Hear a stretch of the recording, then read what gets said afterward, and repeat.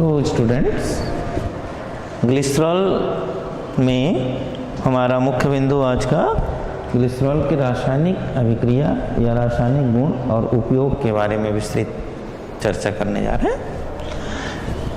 पहला रासायनिक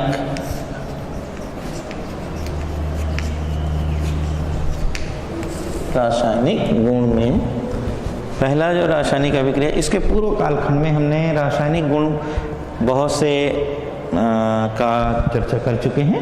बच्चे भी इस कालखंड में चर्चा करते हैं। तो पहला रासायनिक अभिक्रिया फार्मिक अम्ल से अभिक्रिया कराते हैं। फार्मिक अम्ल से अभिक्रिया।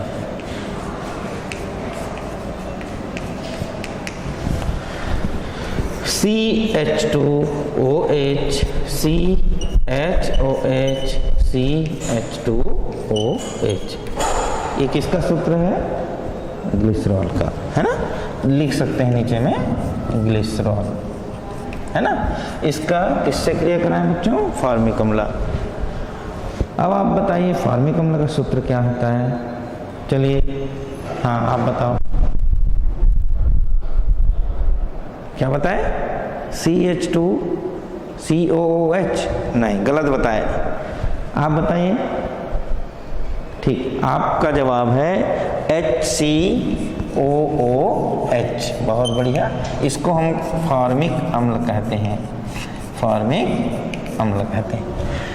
फार्मिक अम्ल की क्रिया कराते हैं ग्लिसरॉल के साथ। जाहिर है इसको गर्म करना पड़ता है लगभग 260 अंश सेंटीग्रेड तापमान पे। क्या निकल जाएगा बच्चों? पानी के एक अणु निकल जाएगा।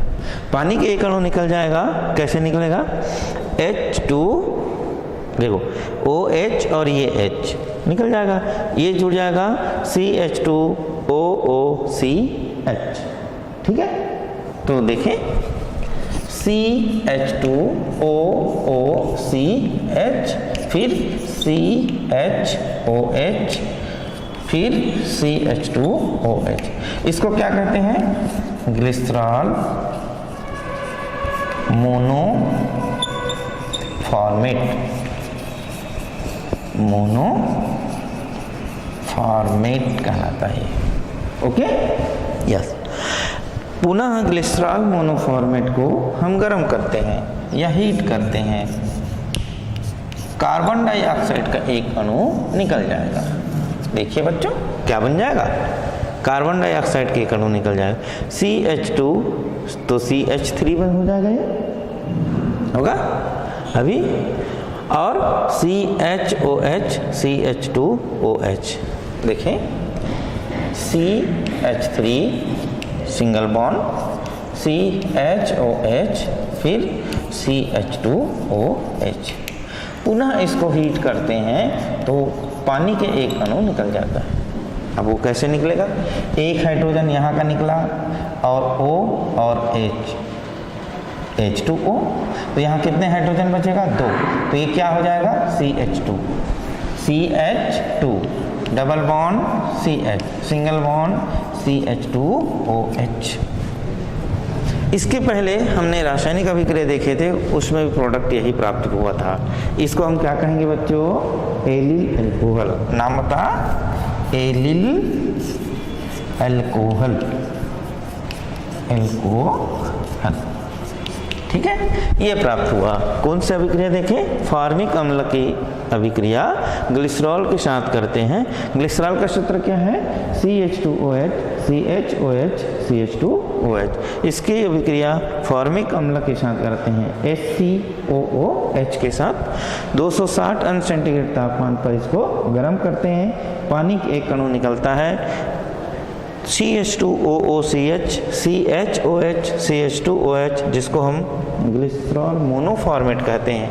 पुनः इसको गर्म करते हैं तो एक अस्थायी यौगिक बनता है। यहाँ अस्थायी यौगिक प्राप्त होता है, अस्थायी।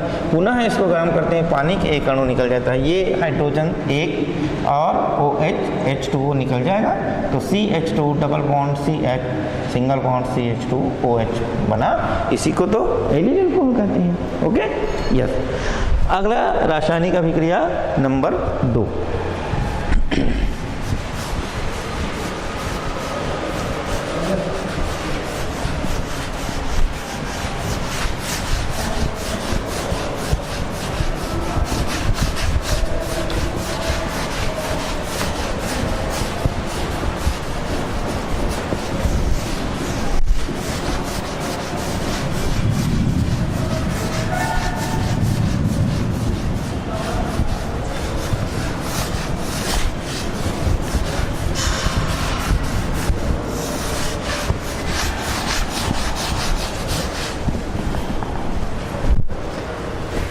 नंबर दूसरा रासायनिक अभिक्रिया देखिए, किससे कराएं?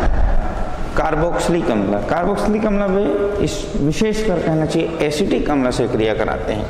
तो एसिटिक अम्ल से अभिक्रिया या क्रिया। बच्चों, एसिटिक अम्ल का सूत्र बताइए कोई भी। ठीक, आपने कहा CH3COOH, बहुत बढ़िया। CH3COOH की अभिक्रिया हम ग्लिसरॉल से कराते हैं। ग्लिसरॉल का सूत्र होता है CH2OH CHOH CH2OH। चलिए, CH3COOH ये क्या है? एसिटिक अम्ल है। एसिटिक अम्ल या एसिटिक एसिड।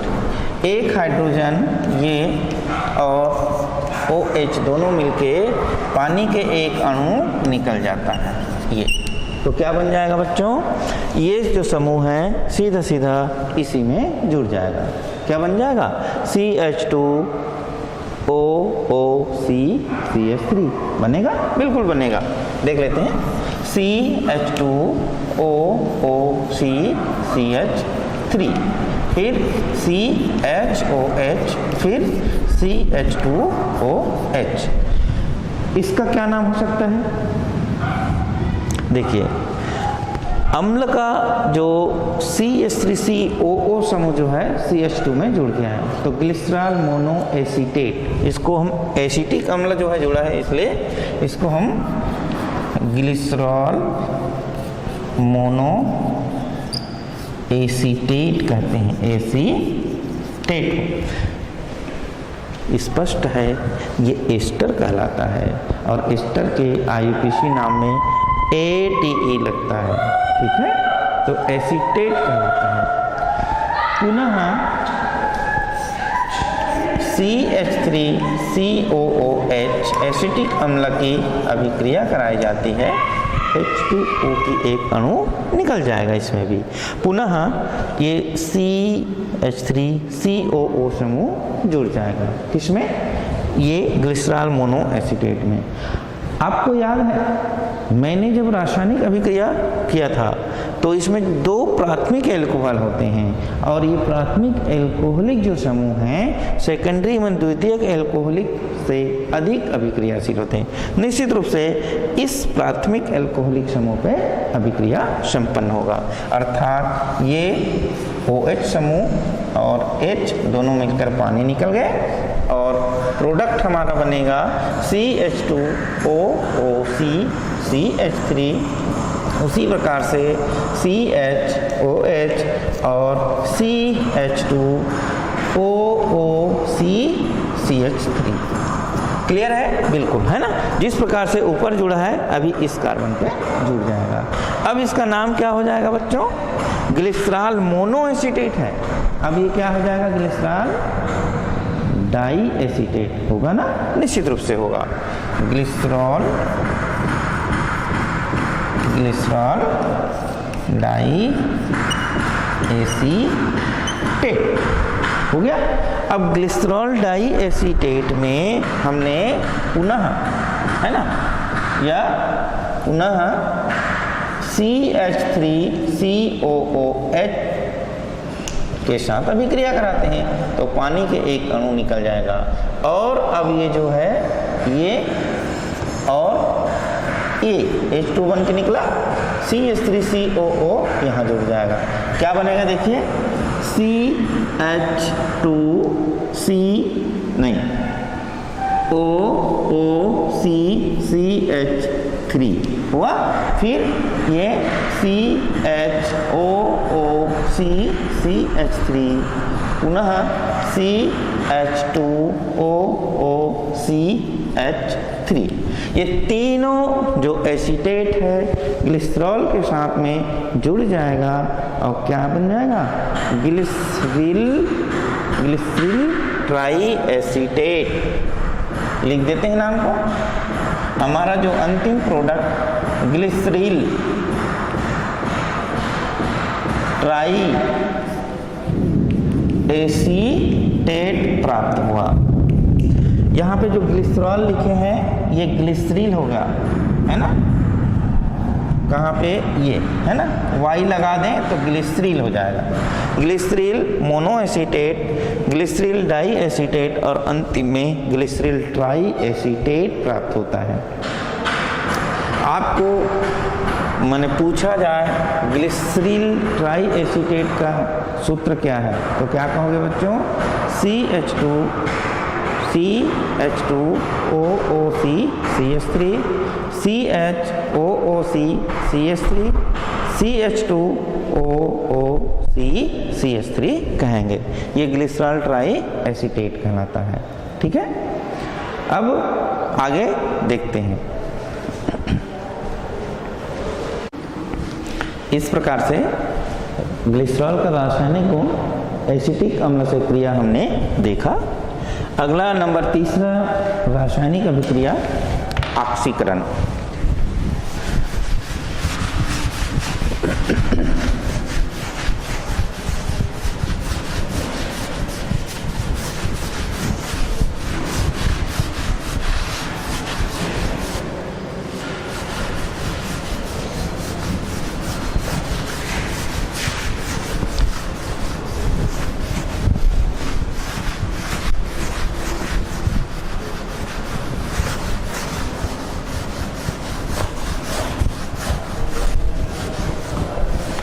ऑक्सीकरण, ग्लिसरॉल का ऑक्सीकरण कैसे होता है देखें।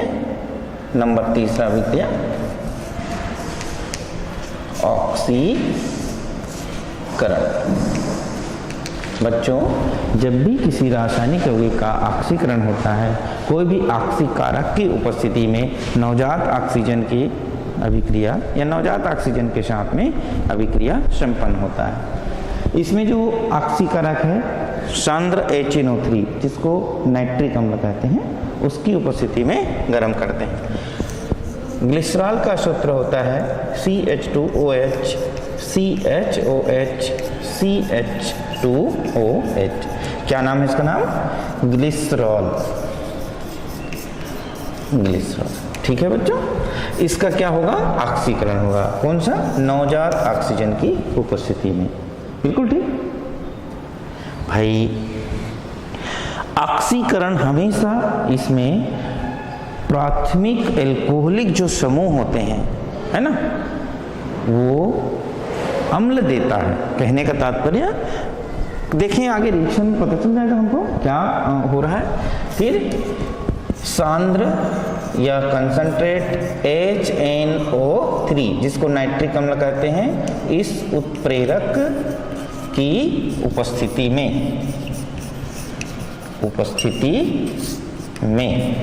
अभिक्रिया संपन्न होता है। क्या बन जाएगा बच्चों, देखो, एल्कोहल के ऑक्सीकरण से, हमेशा याद रखिए, एल्कोहल के ऑक्सीकरण से एल्डिहाइड बना, एल्डिहाइड के ऑक्सीकरण से अम्ल बनता है। इस चीज को ब्रेन में छाप लीजिए, ठीक है। तो ये क्या है, एल्कोहल है। एल्कोहल क्या बनेगा, अभी मैंने क्या कहा, आप बताइए, एल्डिहाइड। बहुत बढ़िया। तो एल्डिहाइड, एल्डिहाइड का क्रियात्मक समूह कोई बता सकते हैं? चलिए आप बताओ। आपने कहा CHO, बहुत बढ़िया, है ना। तो CHO यहाँ पे आ जाएगा।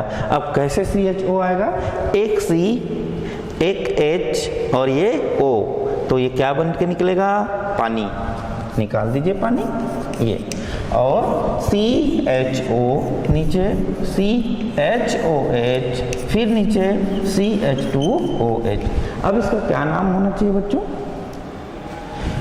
किससे बना है एल्डिहाइड, ग्लिसरॉल से, तो क्या नाम हो जाएगा इसका नाम, ग्लिसरल्डिहाइड। लिख लेते हैं ना, ग्लिसरल्डिहाइड, ये ग्लिसरल्डिहाइड है, बन गया। पुनः HNO3 उत्प्रेरक की उपस्थिति में इसका नवजात ऑक्सीजन में ऑक्सीकरण होता है, तो निश्चित रूप से फिर एल्कोहलिक समूह है, तो फिर एल्कोहलिक समूह में इसका एल्डिहाइड बन जाएगा, बनेगा। कैसे बनेगा, देखो, अब एल्डिहाइड का ऑक्सीकरण होगा तो अम्ल बन जाएगा, COOH, CHOH, फिर CH2OH। अब आपका प्रश्न है, सर यहाँ एल्डिहाइड में परिवर्तन हो गया, पुनः ऑक्सीकरण करते हैं तो यहाँ एल्कोहल है, इस एल्कोहल का या इस एल्कोहल का ऑक्सीकरण होना चाहिए ना, लेकिन सिर्फ ये एल्डिहाइड का ऑक्सीकरण हुआ तो एसिड बना है, COOH समूह, क्यों, यही प्रश्न है ना। देखो बच्चों, ये जो ग्लिसरॉल का ऑक्सीकरण होता है, इसमें मैं एक लाइन लिख दूं, प्राथमिक OH समूह में, क्या, प्राथमिक OH समूह, इसको हम प्राथमिक एल्कोहलिक समूह भी कहते हैं, प्राथमिक एल्कोहलिक समूह में ऑक्सीकरण होता है और अम्ल देता है। लिख सकते हैं यहाँ पे, ये ऐसा कोष्ठक में प्राथमिक को प्राइमरी लिखिए, प्राथमिक OH समूह में ऑक्सीकरण से, है ना, अम्ल देता है, यही तो हो रहा है वहां पे। क्या हो रहा है, पहले प्राथमिक अम्ल समूह में ऑक्सीकरण हुआ, फिर प्राथमिक अम्ल समूह में फिर ऑक्सीकरण हुआ तो अम्ल प्रदान किया, तो ये COOH, CHOH और CH2OH कहलाया। अब इसको हम क्या अम्ल कहेंगे, जिस प्रकार से ग्लिसरल्डिहाइड है, ये ग्लिसरिक अम्ल कहलाता है, ग्लिसरिक अम्ल कहलाता है। ये ग्लिसरिक अम्ल पुनः नवजात ऑक्सीजन की उपस्थिति में ऑक्सीकृत होगा और क्या बना लेगा, COOH, CHOH और COOH।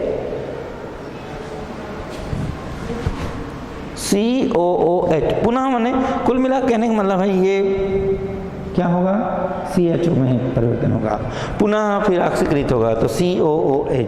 हम सीधा प्रोडक्ट लिख लेते हैं, COOH, CHOH, फिर COOH।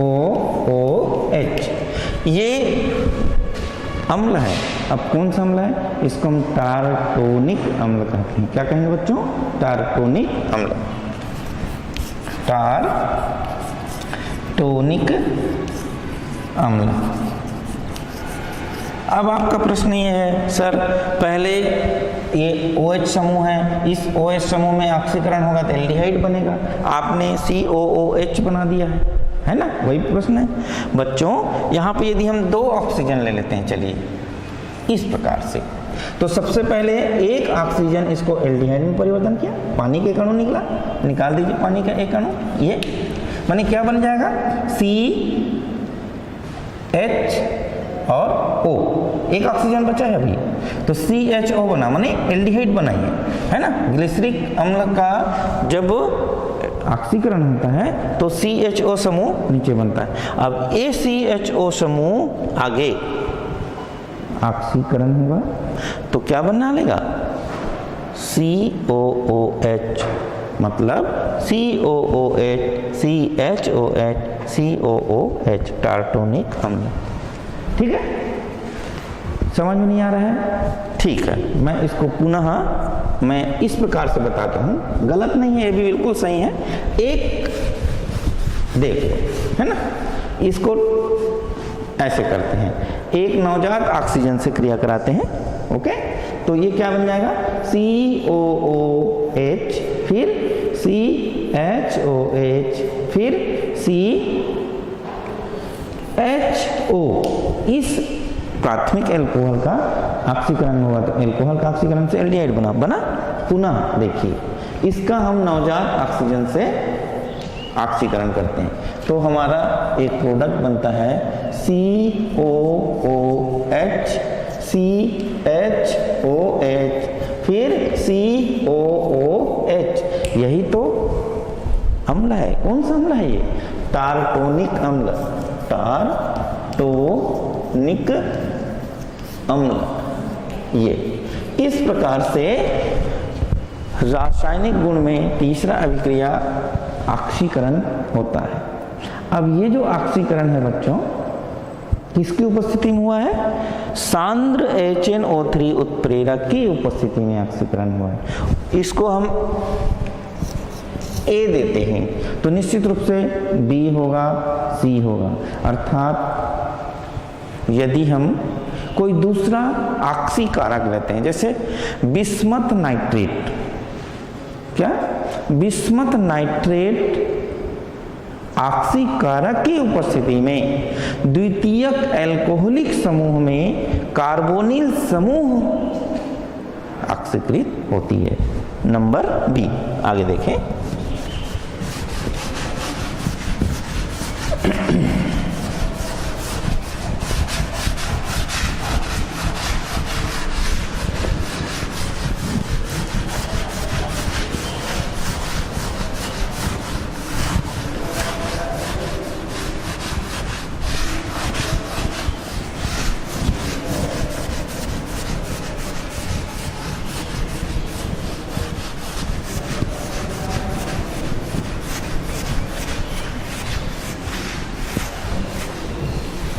देखिए नंबर बी,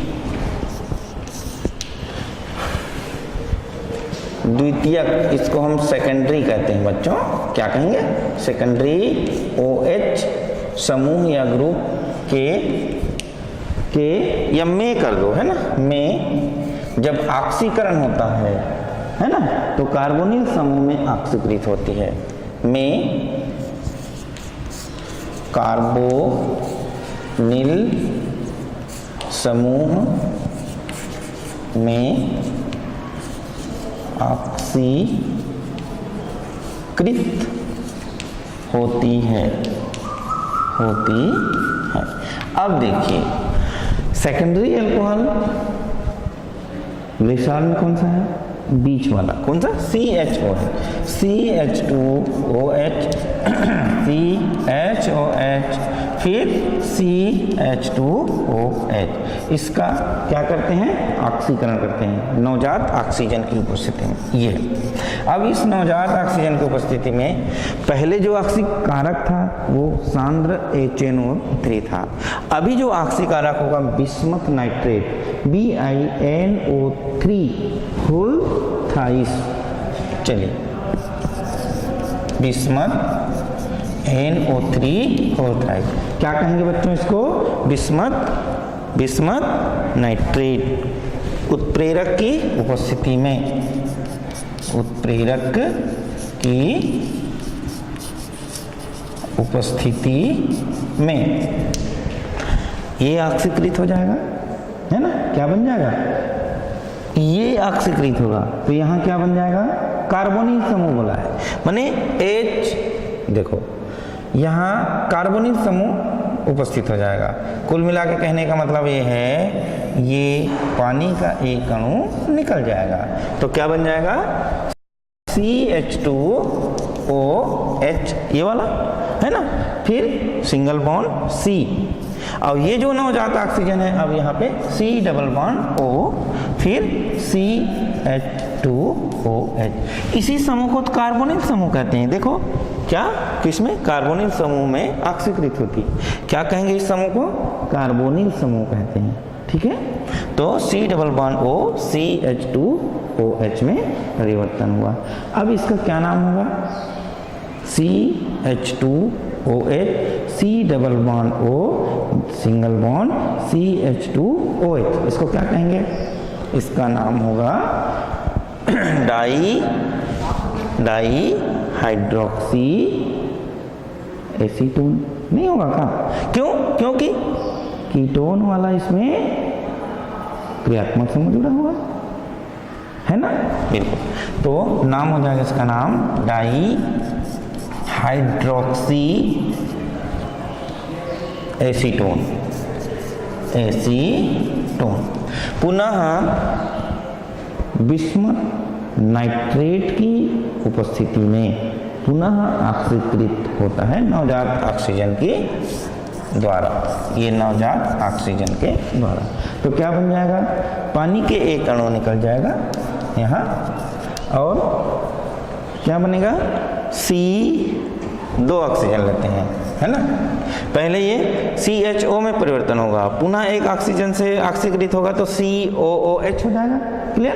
तो COOH, फिर नीचे C डबल बॉन्ड O, फिर C डबल बॉन्ड O, नीचे भी ऑक्सीकरण हो जाएगा COOH। अब इसको हम कहते हैं मेसो या मेसो ऑक्जेलिक अम्ल, लिख सकते हैं मेसो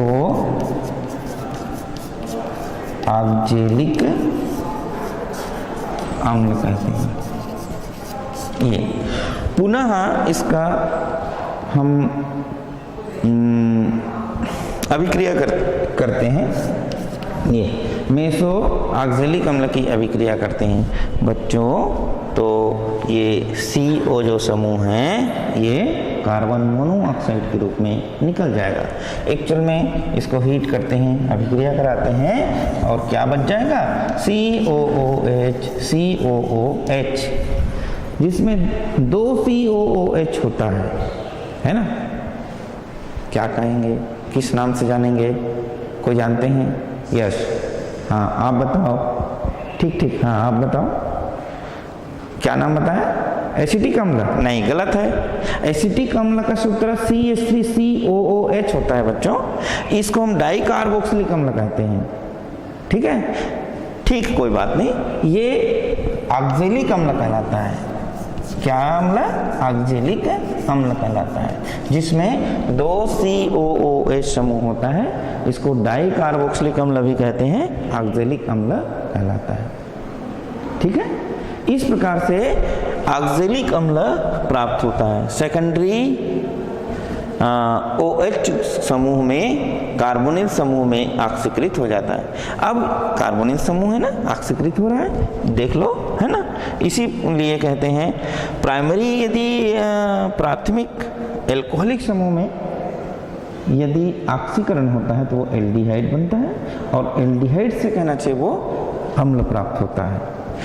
सीधा दूसरे ऑक्सीकरण विधि में बिस्मथ नाइट्रेट उत्प्रेरक की उपस्थिति में यदि हम अभिक्रिया कराते हैं या ऑक्सीकरण करते हैं तो द्वितीयक एल्कोहलिक समूह में अभिक्रिया संपन्न होकर के वो कार्बोनिल समूह में ऑक्सीकृत हो जाती है, और अंतिम में हमारा जो प्रोडक्ट है, उत्पाद है, वो ऑक्जेलिक अम्ल में परिवर्तन हो जाता है। ठीक है, इस प्रकार आगे देखते हैं ऑक्सीकरण नंबर C क्या होता है, देखते हैं। इस प्रकार से ग्लिसरॉल के ऑक्सीकरण A और B का चर्चा किए। C ऑक्सीकरण का C, इसमें होता क्या है देखते हैं। ग्लिसरॉल का पर आयोडिक अम्ल जो उत्प्रेरक होता है उसकी उपस्थिति में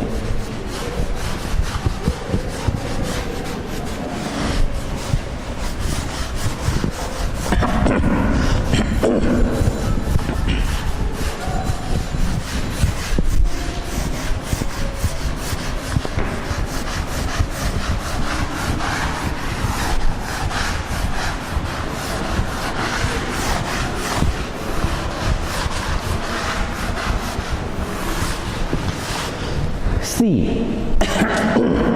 सी उत्प्रेरक पर आयोडिक अम्ल, उत्प्रेरक पर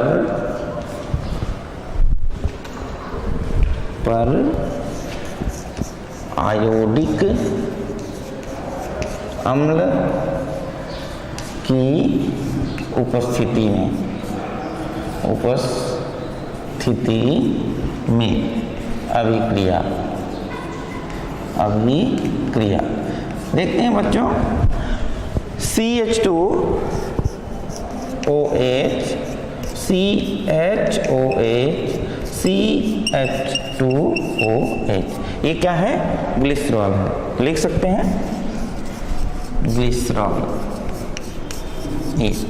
धन हम ऑक्सीकरण करने जा रहे हैं, है ना, किसकी उपस्थिति में? पर आयोडिक अम्ल। अच्छा, पर आयोडिक अम्ल का सूत्र क्या होगा?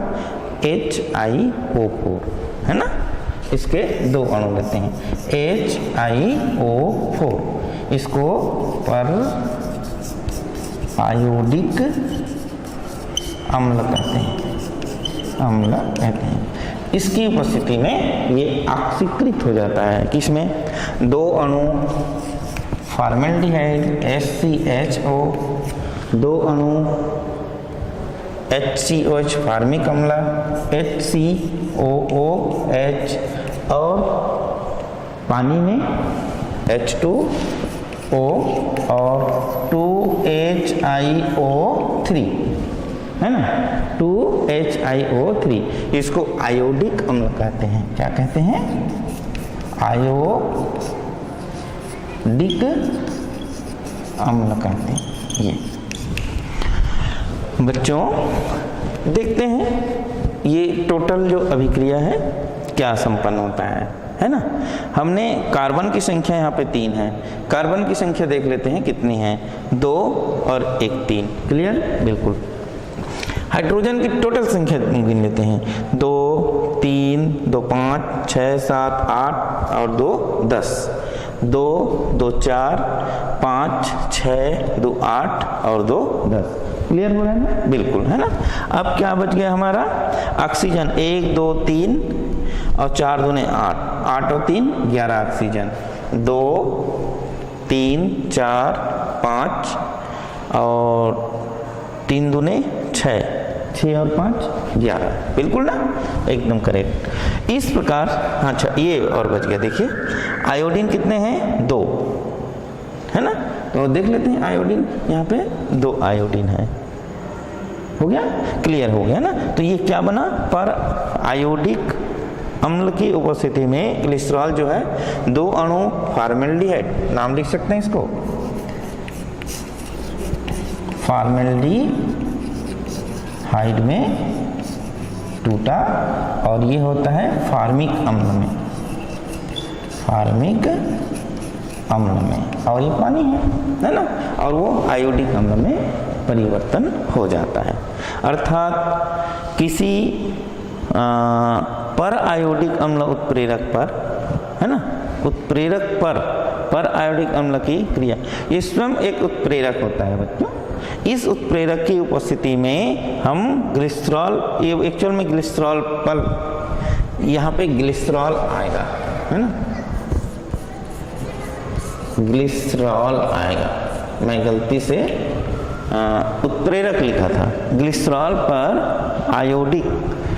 आयोडिक अम्ल, ग्लिसरॉल में पर आयोडिक अम्ल की उपस्थिति में अभिक्रिया। तो पर आयोडिक अम्ल क्या है? ये एक उत्प्रेरक का कार्य करता है, और ये 2 अणु फॉर्मेल्डिहाइड में टूटा और 1 अणु फार्मिक अम्ल में टूट जाता है। इस प्रकार से ये ऑक्सीकरण कहलाता है। आगे रिएक्शन देखते हैं, अभिक्रिया देखते हैं।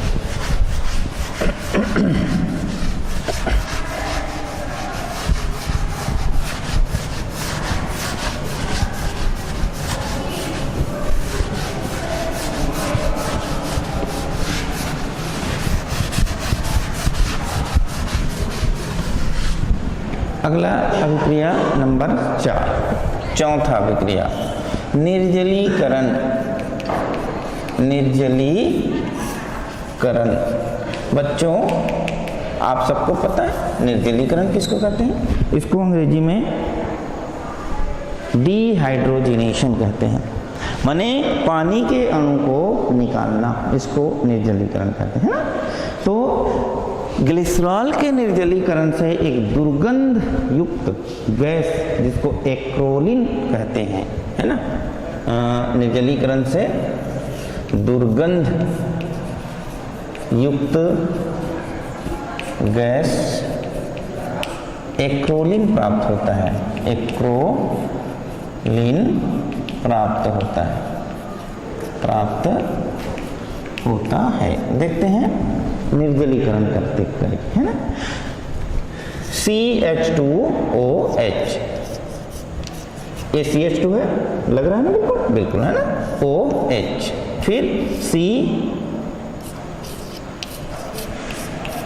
देखो CHOH, बिल्कुल ये भी लग रहा है, यस, है ना। फिर C,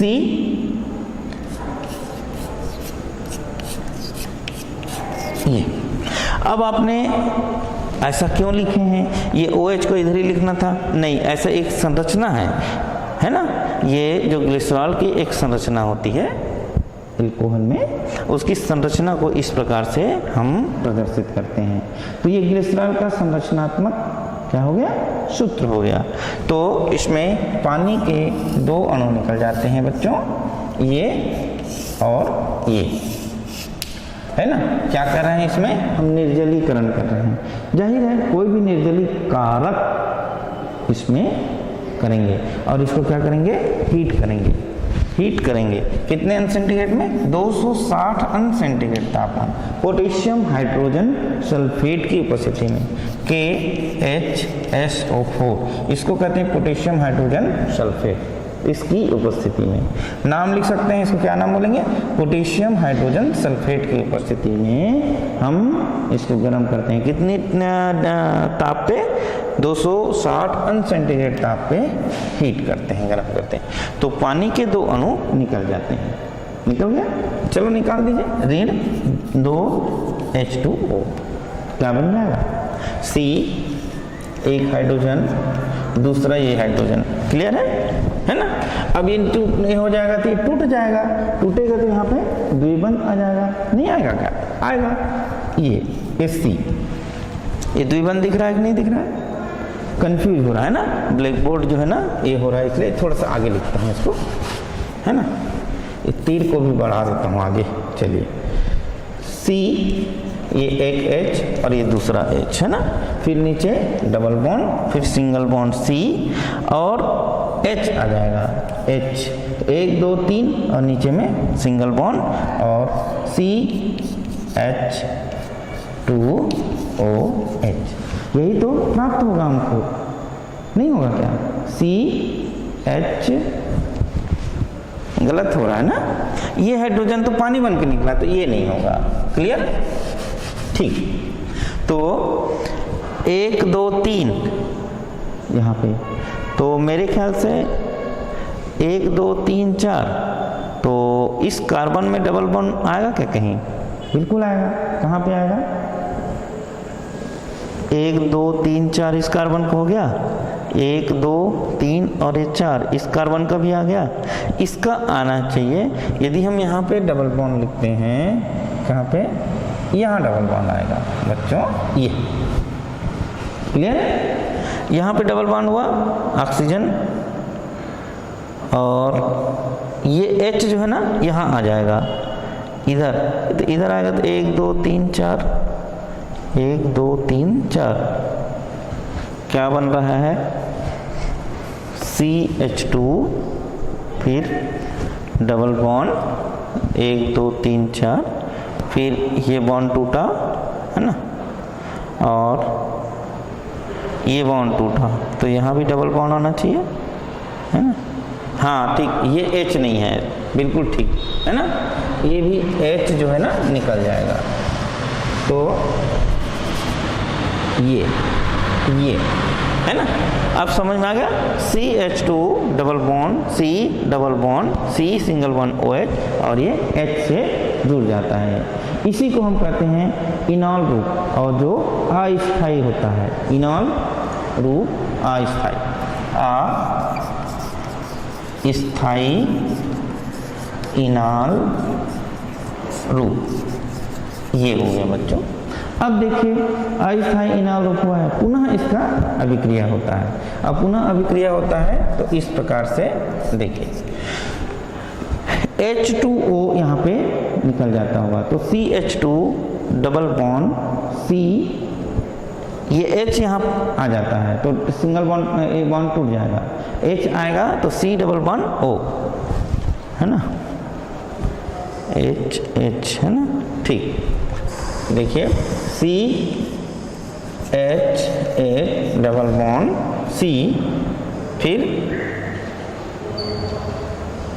डबल बॉन्ड O, 1 2 3 4, फिर यहाँ पे गड़बड़ हो जाएगी, ये यहाँ पे ये आएगा CH आएगा, CH 1 2 3 4, फिर ये H बच गया, फिर OH आ जाएगा यहाँ पे OH, ऐसा बनेगा।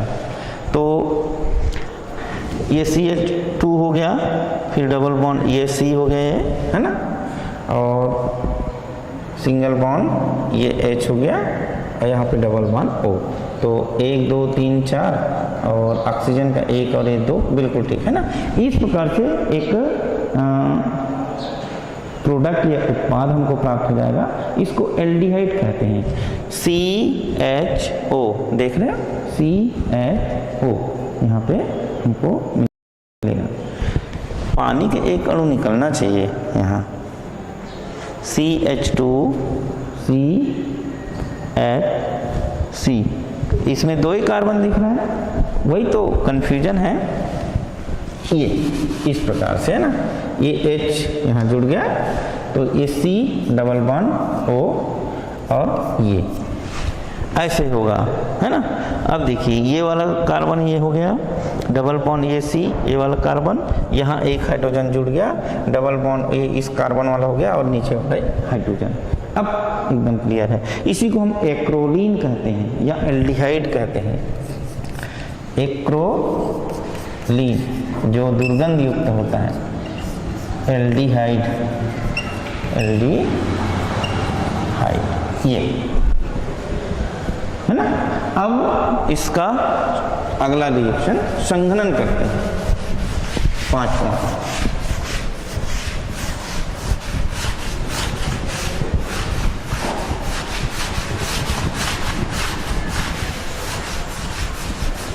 संघनन, ग्लिसरॉल के 2 अणु संघनन करके कैसे संघनन होता है, संघनन अभिक्रिया।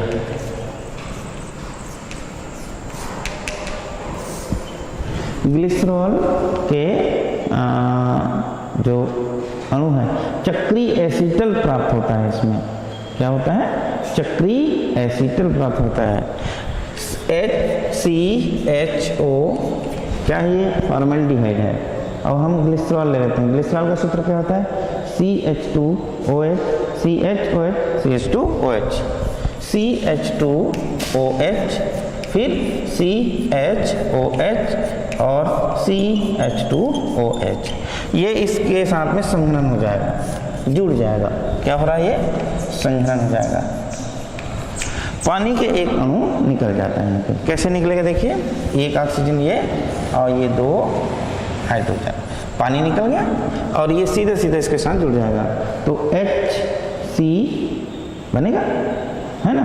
कैसे, HCl गैस की माने उपस्थिति में H2O निकला, HCl गैस की उपस्थिति, तो ये CH2 हो जाएगा, CH2, फिर आगे एक ऑक्सीजन, ये दूसरा ऑक्सीजन, फिर ये CH2, फिर ये CH2, कौन सा, ये CH2, और नीचे में C, अच्छा ये CH आएगा ना, ये CH है, और ये दोनों ऐसे जुड़ा है, और नीचे फिर CH2OH, CH2OH, इसी को कहते हैं एसिटल, है ना, एसिटल। और आगे इसका अभिक्रिया होता है, देखते हैं, है ना। कैसे? फॉर्मेल्डिहाइड के ग्लिसरॉल के साथ में अभिक्रिया डायरेक्ट होता है HCl गैस की उपस्थिति में। तो या इस प्रकार से बनेगा CH2, है ना, इस प्रकार। और एक साइड कहना चाहिए ऑक्सीजन, दूसरे साइड ऑक्सीजन, ये CH2 और यहाँ भी CH2 होगा, CH2, और दोनों जो है ना CHOH से जुड़ जाएगा। इसको चक्रीय एसीटल कहते हैं, एसीटल, चक्रीय एसीटल प्राप्त हुआ। इस प्रकार से ये संघनन ग्लिसरॉल में संपन्न होता है। इसका ग्लिसरॉल का अगला मुख्य बिंदु उपयोग। बच्चों, ग्लिसरॉल महत्वपूर्ण होता है हमारे लिए और सबके लिए। पहला इसका उपयोग है साबुन बनाने में होता है, साबुन उद्योग में साबुन बनाने में। दूसरा, ये हम जो टूथपेस्ट यूज़ करते हैं ना, तो टूथपेस्ट बनाने में भी होता है। स्वाद मीठा होता है इसका, टूथपेस्ट बनाने में उपयोग होता है। हम जो फेस में क्रीम लगाते हैं, फेस क्रीम जिसको कहते हैं, उसमें भी इसका उपयोग होता है। लिपस्टिक माने होंठ में लगाने के लिए जो लिपस्टिक आते हैं वो ग्लिसरॉल से बने हुए होते हैं, ये ग्लिसरॉल का उपयोग होता है उसमें। फिर नमी कारक के रूप में, माने कहीं बहुत ज़्यादा गर्मी है, यदि ग्लिसरॉल रहेगा तो वो नमी को माने सोखता है, नमी कारक जिसको कहते हैं, नमी करता है ना, नम। और औषधि बनाने में, जैसे उदाहरण के लिए बताऊं, बोरोलीन बोलते हैं, जिसको बोरोग्लिसरीन के रूप में भी हम यूज़ करते हैं औषधि बनाने में। फिर रेडिएटर में, रेडिएटर ट्रक में, ट्रैक्टर में रेडिएटर हीम रोधी बोलते हैं जिसको, है ना। फिर एंटी फ्रीजिंग के रूप में। फिर हमारे जो खाद्य पदार्थ है उसके परिरक्षण में कहना चाहिए इसका उपयोग होता है। और कहना चाहिए ग्लिसरॉल का जो उपयोग है, जूते में जो हम पॉलिश लगाते हैं उसका भी उपयोग होता है। और ग्लिसरॉल का जो उपयोग होता है वो रेजिन बनाने में होता है। कौन सा रेजिन? एक ग्लिप्टल रेजिन करके एक तंतु बनता है, और उस ग्लिप्टल रेजिन बनाने में इसका उपयोग होता है। इस प्रकार से आज हम ग्लिसरॉल के रासायनिक गुण के अंतर्गत उसके रासायनिक गुण और उपयोग के बारे में विस्तृत अध्ययन किया। धन्यवाद।